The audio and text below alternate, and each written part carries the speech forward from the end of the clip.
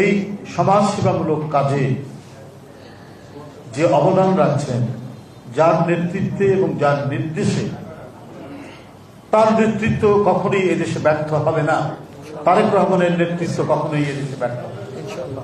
যার দৃষ্টি, যে কথাটি রুম্মন বলেছে যে 6-7 হাজার মাইল দূর থেকে তিনি সমস্ত প্রযুক্তির এই উৎকর্ষতার মাঝে কোথায় কখন কোন সংবাদটি তার চোখে পড়বে এটা আমরা নিজেরাও জানি না। বাংলাদেশে থেকে কে ক্যান্সারে আক্রান্ত, কে হৃদরোগে আক্রান্ত, কে নানা জটিল রোগে আক্রান্ত, কার বাড়িতে খাবার নাই, যার সন্তান মেধাবী কিন্তু পরিবার তাকে তার উচ্চ শিক্ষা দেওয়াতে পারছে না পারিবারিক অবস্থার কারণে, তার কাছে পৌঁছে যাওয়া, এটা উনি দেখছেন এবং নির্দেশ দিচ্ছেন রুমন এবং মিথুনকে।